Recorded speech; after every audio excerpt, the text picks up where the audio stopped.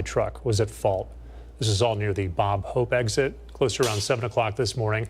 CAL FIRE has confirmed 2 people died in that crash. Another 3 are seriously injured, also getting word that 1 driver was ejected from their vehicle. They were all hospitalized.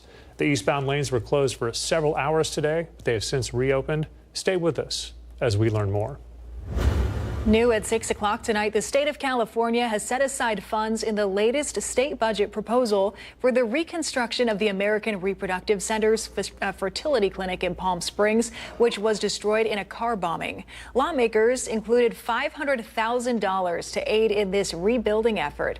Assemblymember Greg Wallace, who helped secure the funding, praised this bipartisan support, saying it's a vital step in helping the Palm Springs community recover from the tragedy. Was able to reach out to Speaker Rivas, Budget Chair Jesse Gabriel, and Scott Wiener in the Senate, and the entire state legislature wanted to be able to help our community and be able to do something. So $500,000 being able to get in this tough budget cycle, I think is a really big deal. It's obviously something that, isn't going to cover everything. It's a lot of rebuilding needs to be done, but it's a step in the right direction, and it's a commitment from the state of California to say, hey, we want to be able to be there for you in Palm Springs, the Coachella Valley. Legislators and the governor's office finalized the $321 billion budget last month. Going to check on the forecast this evening. This is a live look from our Agua Caliente casino camera high above downtown Palm Springs. You can see some of the palm fronds there moving from the wind gusts that we're dealing with right now. Not only is there wind, but it's also really hot again. Let's head to Chloe Carlson. She's got the latest on the forecast. Hey, Chloe. Well, hey, Mark and Olivia, another hot one out there today. I will say, though, not as hot as yesterday. So there you go. We were forecasting similar conditions, 160 to 120.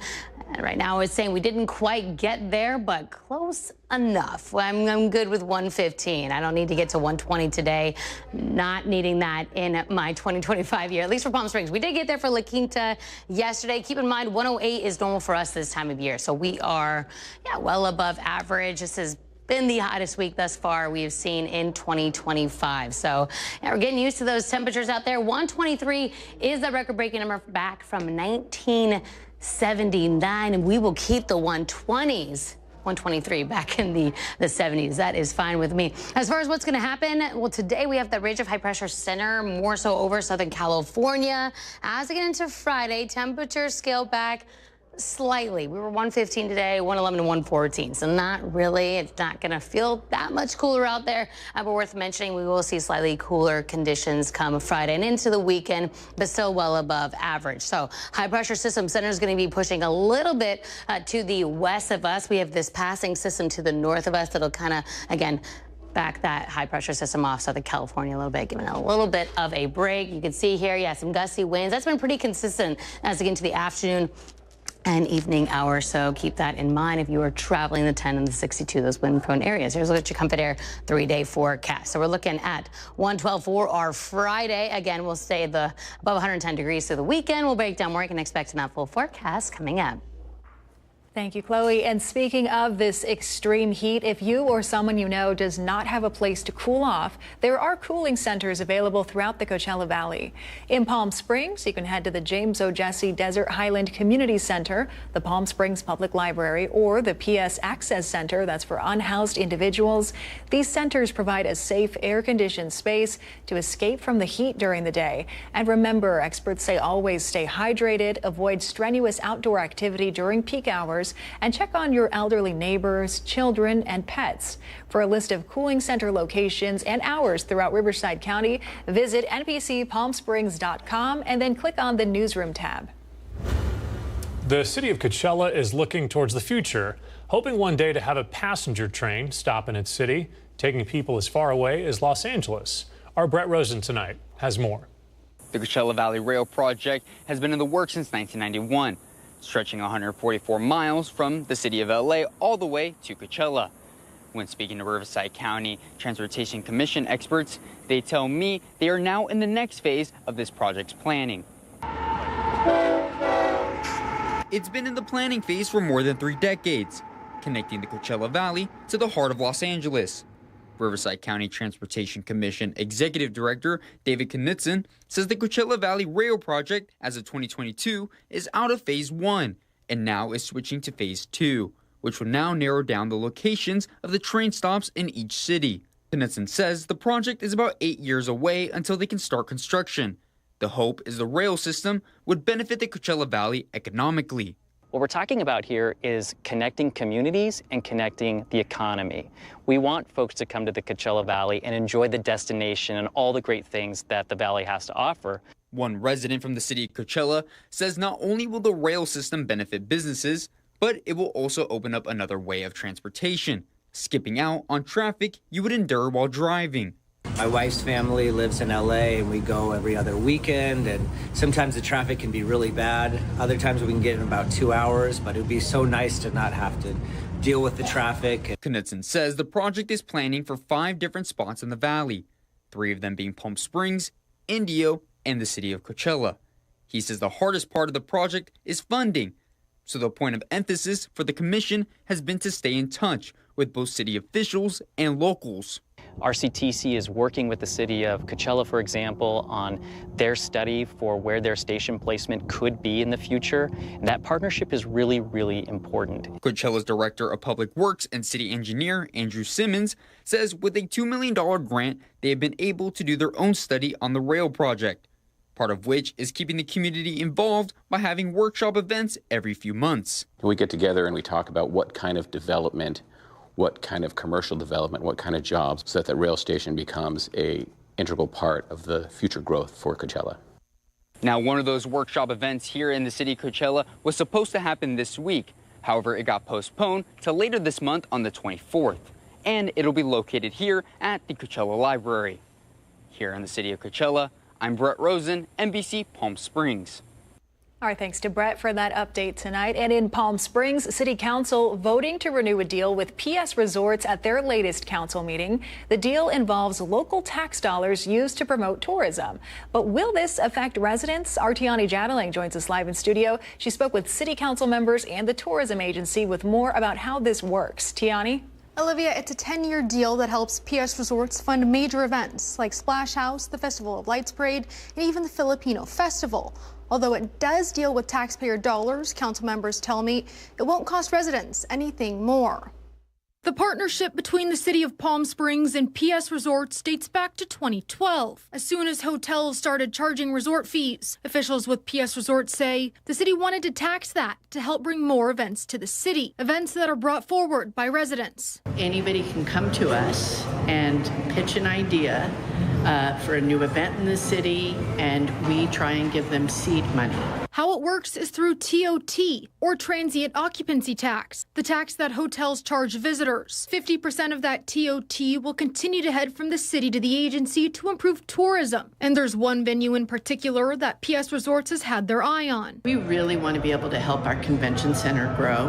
And the way to help the convention center is by saying, oh, you know, in 4 years, when a convention wants to come to town and you need help for transportation, we will be able to provide you the money for that. As part of this new agreement, PS Resorts will invest up to $275,000 each year by the end of the contract. That represents about 1/4 of the agency's budget, according to the city's staff report. The money will be used to promote events like Tour de Palm Springs, Music in the Park, and even the Filipino Festival. These are events that do drive visitors, but are part of the Palm Springs experience for the residents themselves, and our residents deserve them too. Now, PS Resorts is the same group that helped pay for the move of Forever Maryland from Museum Way to her new location in Palm Springs Downtown Park. Live in studio, I'm Tiani Jadaling, NBC Palm Springs. All right, Tiani, thanks for that live report. We appreciate that. Coming up next on this evening, the 3rd annual Palm Springs Animal Camp is officially underway. Tonight, we're going to learn more about the unique opportunity offering hands-on experience with shelter pets and rescued farm animals. Plus, a look at your gold and silver prices. We'll have those headlines and more after the break, so stay with us.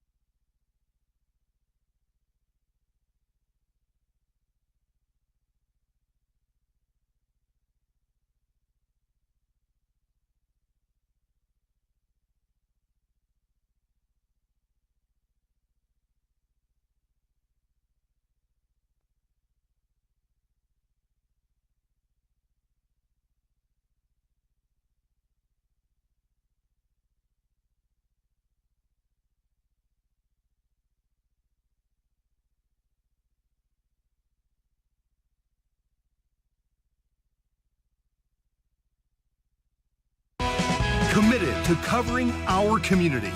You're watching NBC Palm Springs at 6. The third annual Palm Springs Animal Camp is officially underway this week. It offers young animal lovers a unique hands-on experience with shelter pets and rescued farm animals. Campers get to spend time learning how to properly care for animals, read pet body language, and explore what it takes to become a veterinarian. Highlights include a wildlife day with a local expert and a visit to a rescue ranch with farm animals. They say it's an experience that can leave a lasting impression.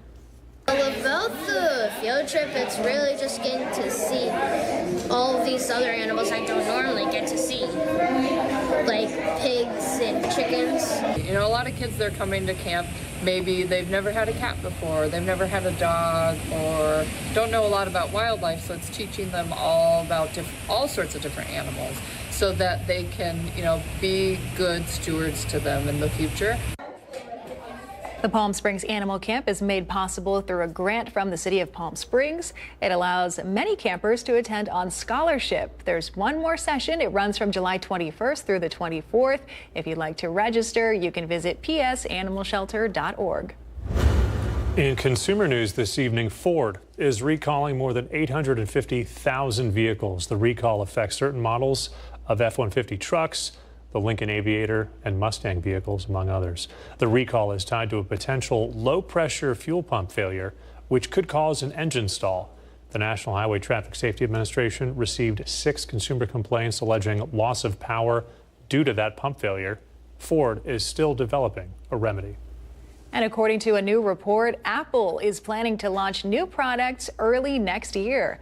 Bloomberg, citing sources, reports Apple is planning to release the budget-friendly iPhone 17e during the first half of 2026. The company is also reportedly planning to release multiple iPads as well as upgraded MacBook Pros.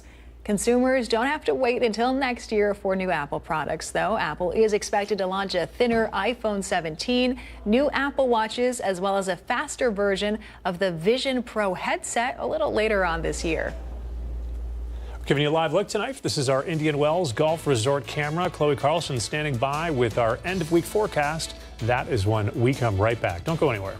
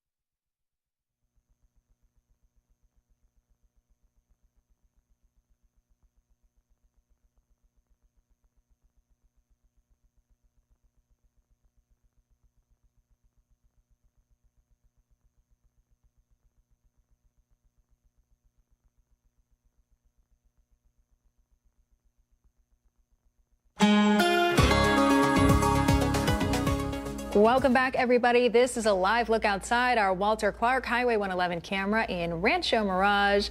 Another hot day out there, a summer day here in the Coachella Valley. No clouds out in the sky right now, but if they do tend to accumulate during the sunset, please send us some photos to news@nbcpalmsprings.com. We'd love to showcase them. Let's go ahead and check in with our Chloe Carlson tonight. She's tracking the 7-day forecast for us and maybe a little relief from this heat. Chloe? Well, hey, Olivia, Mark, I know I've mentioned we're not the only ones the past couple of days seeing those hot conditions, so I thought I'd continue showing the highs across the country. Today, we were 115. Phoenix was right behind us, 114 for the high in Phoenix. No surprise there. Obviously, it's Arizona. As far as the rest of the country, 95 in Billings. We are 94 for Kansas City, Denver. Nearly reaching 90 degrees, which is very hot for them. I would know. I grew up there. So, yeah, hot days across the board. Overnight tonight, we will be high 70s, low 80s for us here on this desert floor. High desert, we will see those temperatures in the 70s, 50 overnight for Jackie, Shadeo, and Sunny, and Gizmo, the whole crew up there. As far as surface moisture, yeah, not changing much as we get into the weekend. So 5% today will jump up to 10% for relative humidity. So surface moisture is very much staying dry. So not a lot happening out there. No rain in our forecast. I talked about this a little bit earlier in the show. Yeah, gusty winds will be picking up for the wind quarter there and Desert Hot Springs in the afternoon and evening hours. So if you're traveling those directions, those wind-prone areas, 30-mile-per-hour sustained winds, those gusts will be in the 40s for some of those isolated areas. In the 50s. So if you're traveling that direction, just keep that in mind. Saturday and Sunday, yeah, winds subside just a little bit, but we'll still be gusty at moments for, again, those wind-prone areas. Breezy for us here on the desert floor. Yucca Valley, light winds for them on Sunday. So as we get into Saturday, we'll still have that onshore flow, more breezy winds for most of the region there. 109 and 113. So while we will see temperatures slightly cooler, they are still going to be above average for this time of year. So we anticipated a hot week, and it definitely is one. So that ridge of high pressure will be, the center will be more towards the north of us, not as strong and affecting us as like it did earlier this week. But yeah, still very hot conditions. Here's a look at your comfort area 7-day forecast. So above 110 degrees through Sunday. We'll get back to those seasonal conditions by Tuesday next week.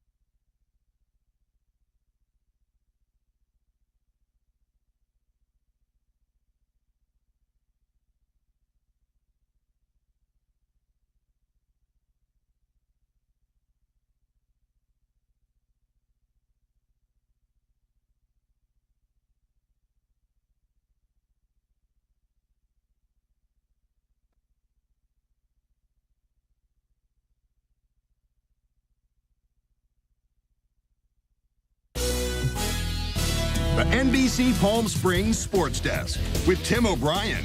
Brought to you by Agua Caliente Casinos. Oh, welcome back. This time in exactly 3 months. So it'll be October 10th, which is exactly 3 months from today. It'll be 6:21, and you're going to get ready to drop the puck in just under 40 minutes for the 4th season of Coachella Valley Firebirds hockey at Acrisure Arena. I don't want to rush the summer, but it's going to be here real soon. The full 72-game schedule released earlier today. The biggest change, however, this season will be a time change on games played Monday through Thursday. Those games will now drop the puck at 6:30, with the exception of New Year's Eve, which falls between that day range.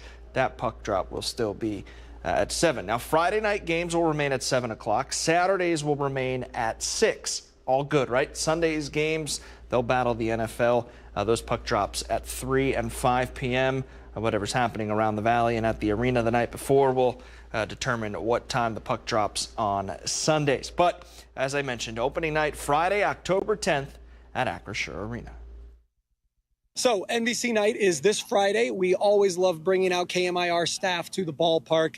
They always participate in pregame stuff with us. We get to have their celebrities, their anchors, their on TV, on air personalities to meet the community. And people love seeing the people that they see and listen to and rely on a daily basis for their news and information. And what a better place than to come out to a ball game, have a fun night at the stadium, and meet the people that we watch every night on TV. Got them all fooled, called us celebrities. Join us tomorrow night at Palm Springs Stadium. First pitch at 7 o'clock. Looking forward to that. We will all be out there, so come out, say hello, and enjoy a good summer night at the ballpark. That'll do it in sports. I'm Tim O'Brien. And now the Agua Caliente Entertainment Report, brought to you by Agua Caliente Casinos. Will the new Superman movie fly high at the box office this weekend? Here's Manny the Movie Guy.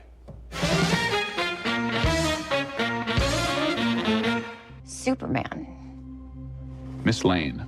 And hello, lovely viewers. If you're feeling the pains of superhero fatigue, good news. This new Superman will take them all away. Today, the Secretary of Defense said he was going to look into your actions. A million miles away from the dark Zack Snyder vision, this new film from writer-director James Gunn takes us back to what we love about our Man of Steel, an aw-shucks, good old American superhero. And the ones that really spoke to me were Grant Morrison's and Frank Quitely's and Jamie Grant's all-star Superman. Gunn, who gave us Marvel's Guardians of the Galaxy movies before becoming the co-head of DC Studios, was inspired by the comic book series All-Star Superman. That one is all about hope. Bringing hope with him is our new Clark Kent, aka Superman, David Cornsweet. But years before he wore the cape, he was a supporting actor for Ryan Murphy's The Politician. Right? The Shadow. Yeah. Who looks like Superman. I don't know what you're talking about. And then again for Murphy's Hollywood. Everyone was saying, oh my God, it's our new Superman. Oh, is that right? Yes, and it's true. You can if we get enough of them together, do we think we could actually make that happen? Yes. Hey, buddy. And we made it happen. This new film is not an origin story, but it's full of love. His love for Lois Lane, played by Rachel Brosnahan. Make it through your writing, Clark. Stop, Crypto, leave it. His love for Superdog Crypto. Ow, stop. But above all else, his love for the world. Your actions. Superman reminds us to love everyone, even those that come from another planet. A planet Krypton alien who just wants to be like us and saves the world. A lot. He's an it. At its heart, this Superman is an immigrant story of an outsider who wants to do good. And his mortal enemy, the mega billionaire Lex Luthor, wonderfully played by Nicholas Hoult. While this Superman can be overstuffed with so many subplots and some of the jokes fail to register, this one is super entertaining and gives us hope in the process. Find that Superman in us. Good luck with that. It's a great start for the new DC universe and will make you want to be a better person, just like our favorite alien, Superman.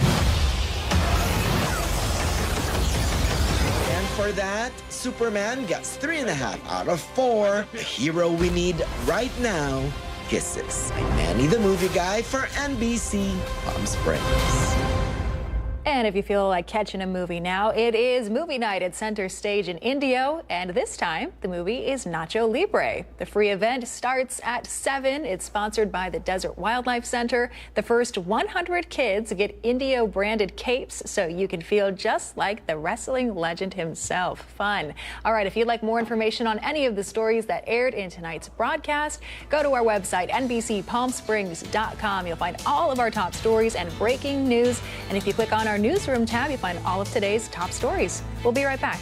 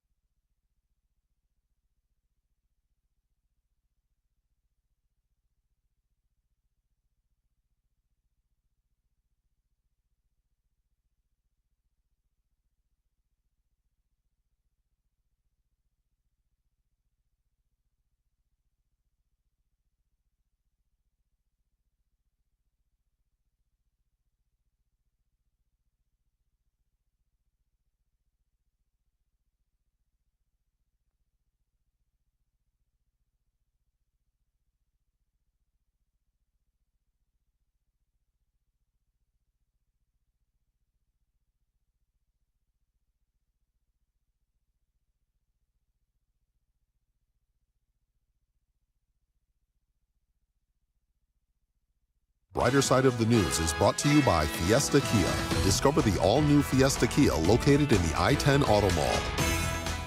One of the biggest music icons in the world is coming to Acrisure Arena this fall. Sir Paul McCartney announcing this morning he's kicking off his Got Back tour at Acrisure Arena. It's right here in the Valley. That concert is scheduled for September 29th. So if you're feeling the Beatlemania, you want to get those tickets, they go on sale. That's Friday, July 18th. We've got more information. Just head to our website. That is NBCPalmSprings.com. That's going to be a great show. Oh, so much fun. He has, of course, just an amazing list of songs that he can perform, from the Beatles to Wings, all of his. I would love to go. So if anyone out there has a free ticket, let me know. And 83 years old, and he's still going live. I love it. Age is but a number for him. Yeah. All right, that's going to do it for us tonight. We're going to be back here at 11, so please join us for that. Meantime, we're going to send things over to Tim O'Brien, who's in for Fred Roggin tonight. He's got the latest at the Roggin Report. The Roggin Report is presented by The Living Desert. Well, if you're of a certain age, you'll remember when one job was enough. Those days appear to be in the past, as the side hustle is now all the rage. Welcome in on this Thursday evening. Fred dealing with typical Roggin business, so you've got me, your favorite stand-in for the next 30 minutes. I'm Tim O'Brien. Now, did you hear about the $1 million payouts Elon Musk offered before the 2024 presidential election? Musk announced in 7 contested swing states that he would be giving away the cash daily to those picked out of a group who signed a petition to support gun rights and free speech. Now, the only requirement was that those signing the petition be registered voters. Many asked how he got away with it, since paying people to vote is a certain way of illegal. Well, it's a gray area. Legal experts told NBC News that since Musk and his super PAC weren't specifically paying people to register to vote or to vote a certain way, it fell into a legal gray area. Now, California lawmakers are looking to shore up that loophole. California lawmakers have moved to close that loophole that allowed Musk's mega $1 million giveaway by approving Senate Bill 398 38-0 in the Senate, an absolute landslide. Well, it makes it illegal to offer prize drawings or cash rewards tied to voter registration or participation. Now, under the new measure, anyone offering these inducements would face up to 5 years in prison and $10,000 in fines. Certainly a hefty consequence for buying votes. California not playing any games with democracy.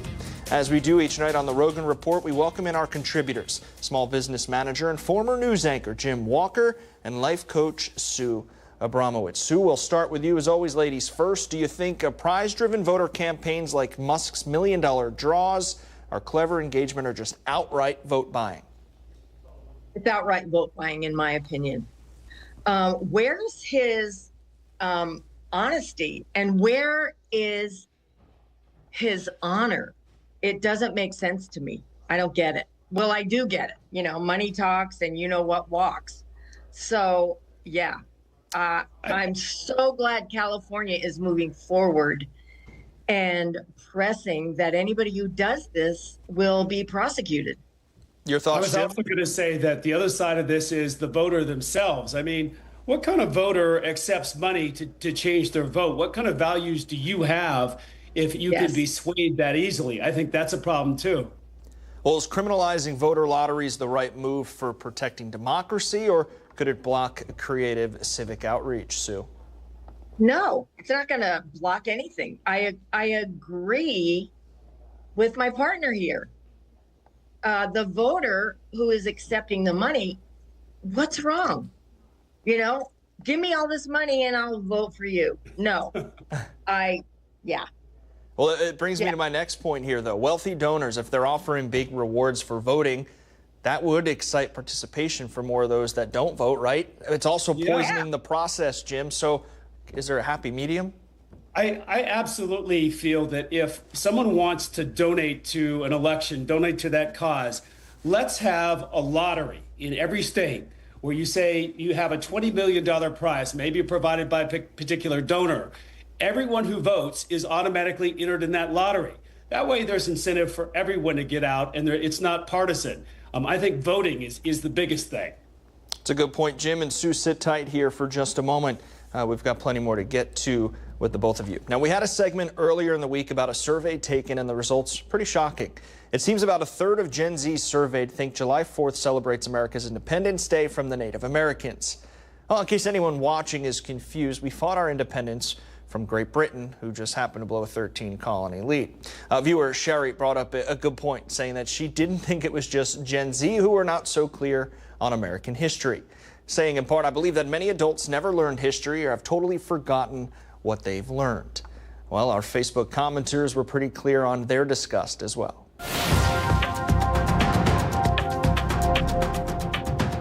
All the commenters mostly frustrated and sarcastic about what they see as a lack of historical and civic knowledge in today's students. Several blame the education system, pointing to, quote, failing schools and policies that push kids ahead without real learning. Then you've got others who choose to blame whichever political side that you oppose. Some cite screen time and a general lack of intellectual curiosity.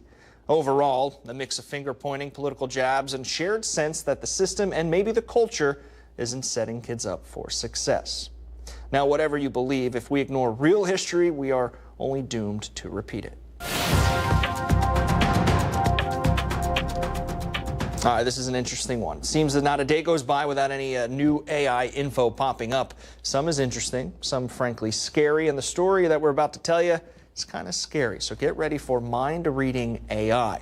This is Centaur, the new AI brain breaker that predicts what you'll do next. It doesn't just guess, it adapts on the fly and even nails reaction times. It's beating classic psychology models at their own game on 31 of 32 benchmark tests.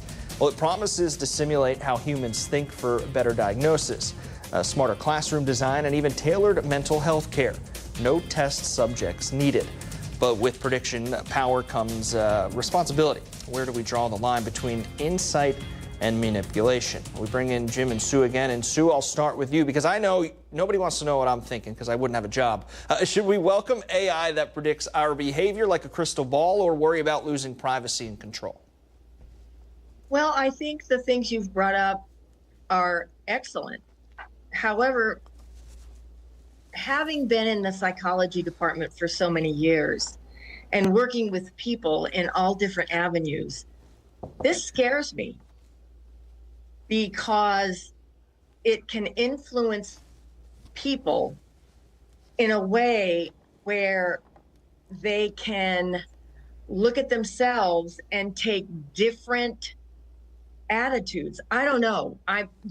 AI is something that me as an older person is still trying to understand, but this scares me. It really does. Jim, what do you think? I'd love to hear what you have to say. It totally scares me too. It does. It's unlike anything that we've seen in our lifetimes for sure. This has potential to be used in so many dangerous ways. And like everything with AI, the technology is way out ahead of our laws and regulations in the world. Can you imagine an insurance company using AI to go through your social media? They see you having a drink or, holding someone's cigarette, and from that they extrapolate that you're a drinker and a smoker, and they use that to raise your insurance rates. Saying that we can predict that you're going to drink or smoke. All of that is incredibly problematic, and we need some laws to address how this is used. Sue, having that health and educational background in psychology, as you mentioned, is there a positive to be able to use something like this? I'm sure there is.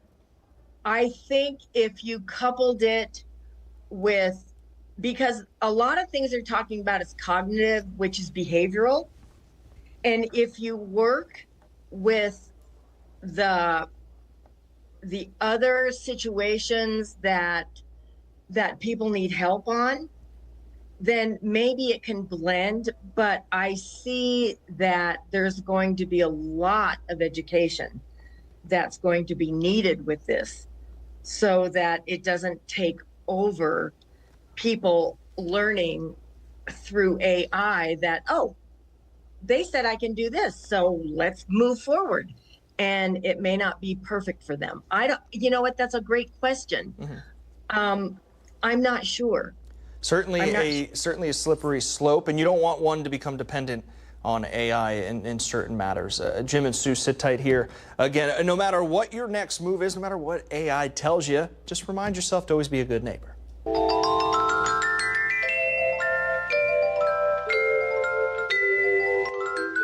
All right, boys and girls in the back, it is time to volunteer your services to our good neighbors. Zeke in Bermuda Dunes needs some R2 refrigerant to repair his air condition.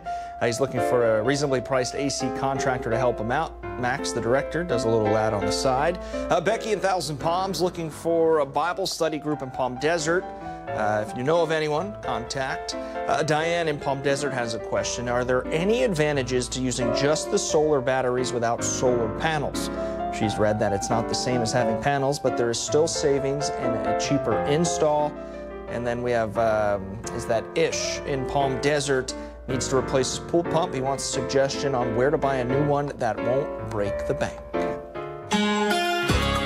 It may be hot in the desert, but what you think may singe our ears, singe away. Find Fred on Facebook, Instagram, and Twitter at Fred Roggin. You can also email thedesertdean@gmail.com. All right, dads, take the time off of work. Don't feel guilty. You deserve it, and it's a good thing.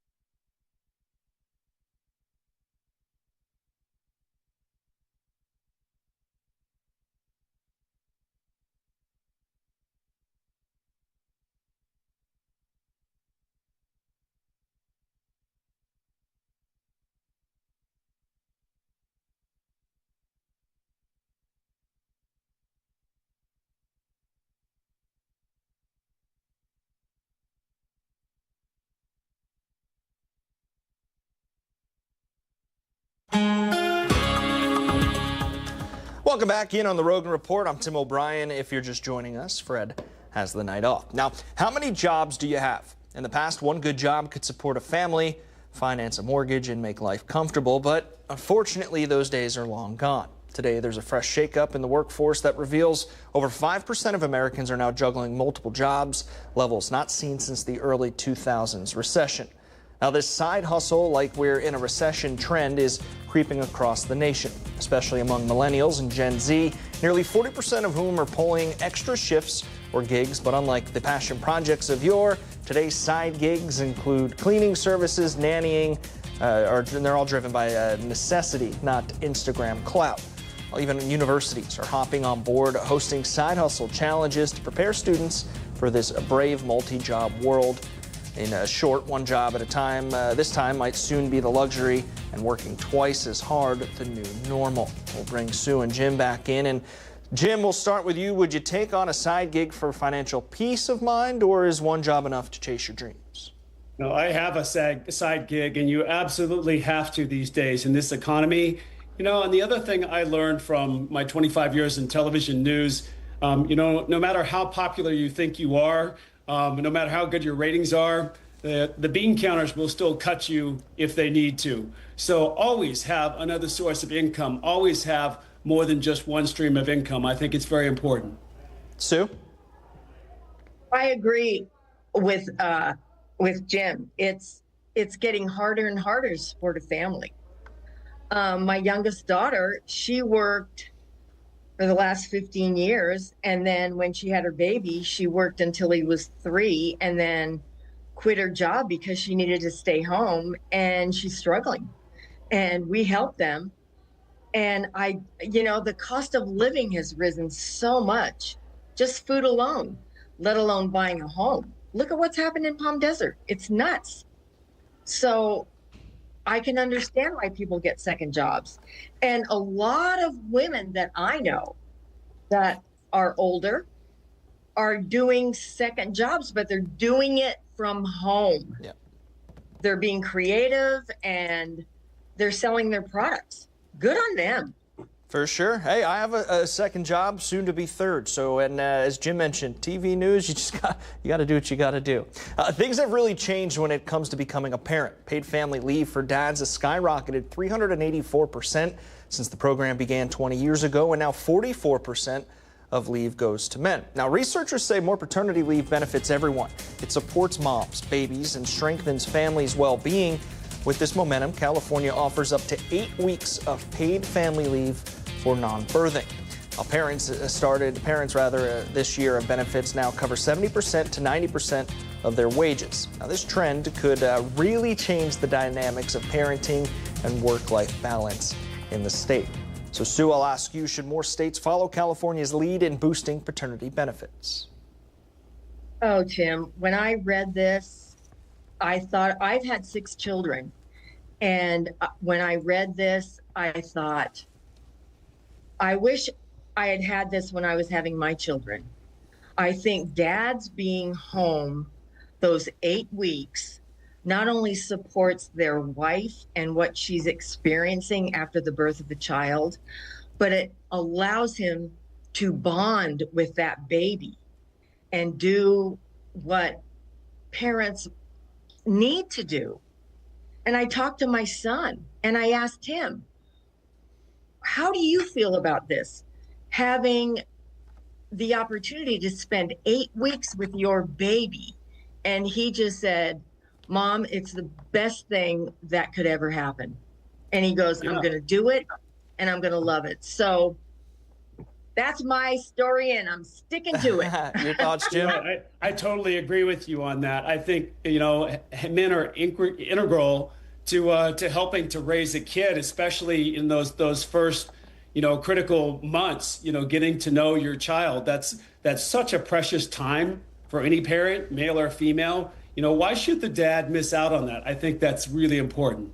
There's that preconceived notion that the men are not helpful or useless in those first few weeks, but they're there for their wife, they're there for their baby, they're learning as well. Jim and Sue, thank you so much for your time. Now, it's summer in the desert. What do you expect other than the heat? It's gotten a little too much for Chloe. She's a little all over the place and starting to lose it. Here she is with super weather.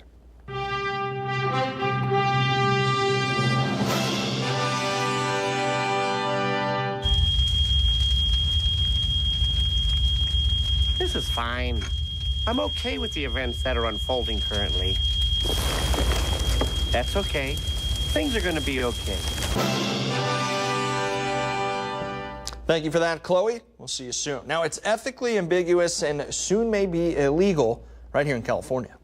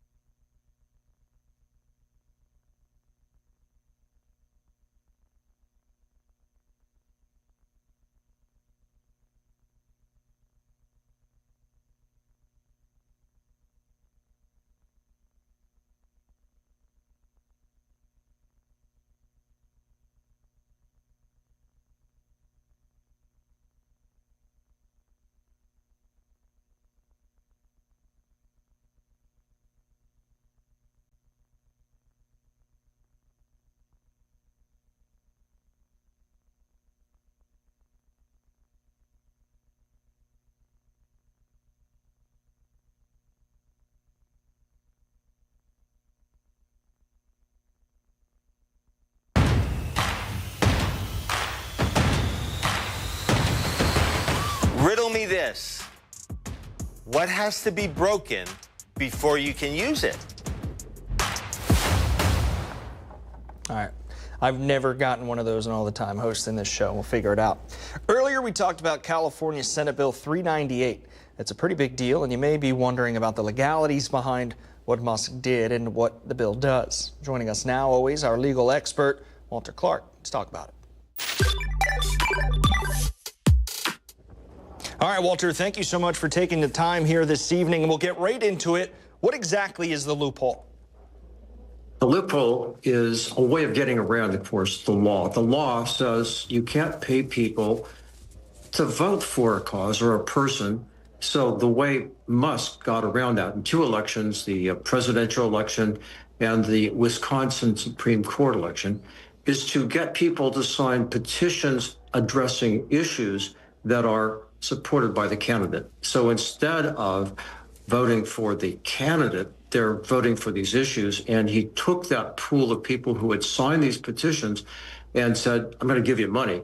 Obviously, those petitions were signed by people who were supporting the issues of the candidate. It is clearly subterfuge, clearly in violation of the spirit of the law.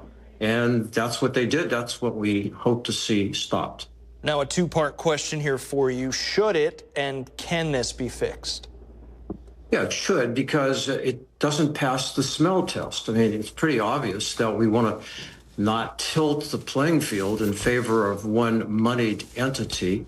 And I'm glad to say that there is bipartisan support in the California legislature to make a change. Whether or not the Supreme Court will sustain that law, we just don't know. There have been some strange decisions.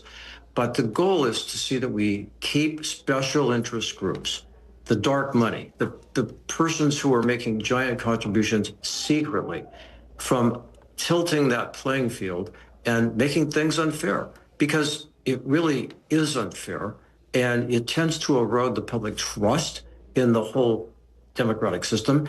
In fact, I think it discourages people from voting when they see one side giving away millions of dollars to voters. It makes us all cynical, it damages democracy. It's something has to change, in my view. Yeah, naturally, the average American sees somebody with millions of dollars voting. You know, you don't have a shot up against that. What got us here? What laws got us here, Walter? Well, it goes back to 1976, where the Supreme Court said that we really are going to set aside these limitations on spending and campaigns because we think it is an unfair limitation on free speech. So in 1976, there was the Buckley decision, and they did just that. They set aside rules that had limited spending in certain elections. And so that was only made worse, though. By 2010, they came up with the Citizens United decision. And in that decision, they took the same thinking, but they extended it to corporations. So they're saying corporations are people, and therefore we are not going to limit what they contribute to these elections. And, you know, obviously, we never see corporations be put in jail, and they are certainly getting certain tax breaks and other results from being able to put a lot of money into the system. So that's where we are. I think it's really unfortunate that the basic rules have been interpreted in a way that allows big money to throw these elections and makes it difficult. Well, you're the professional. That's why we bring you on all the time. Thank you for your time tonight, Walter. That's Walter Clark with the Walter Clark. To be with you. Thank you very much. Bye. Well, your daily dose of cuteness when we return.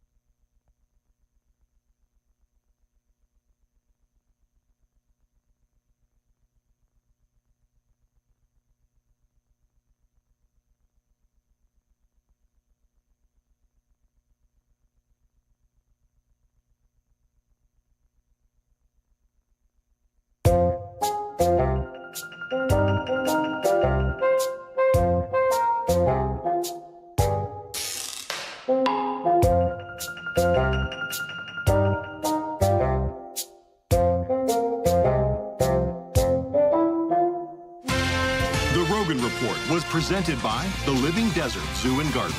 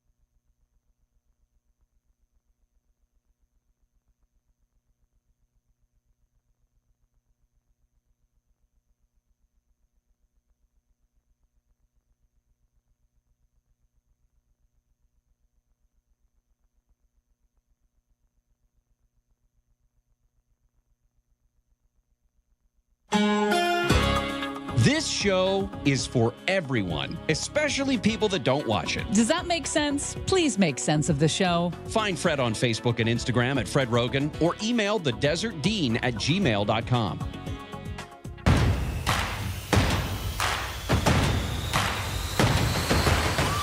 What has to be broken before you can use it? An egg. They're so simple. I never get them. We've got comments tonight. We've been talking about the education requirements to be a police officer, and both our contributors on the subject brought up salaries, which they thought were not high enough. Joe took a little offense to saying police are underpaid. SourceND.com say Palm Springs police make an average of $104,000 a year. Having an associate degree should be a minimum requirement. All right, good to know. I don't know that they're paid enough at all, but that could be a whole show in itself. I'll be back tomorrow night. Fred will return on Monday. You hope. I hope, I guess. But until then, remember, NBC Palm Springs working around the clock to feed you everything you need to know. NBCPalmSprings.com. You click on the Roggin Report, and you'll see all the episodes in most recent order. We'll see you back here tonight at 11. Wheel of Fortune next.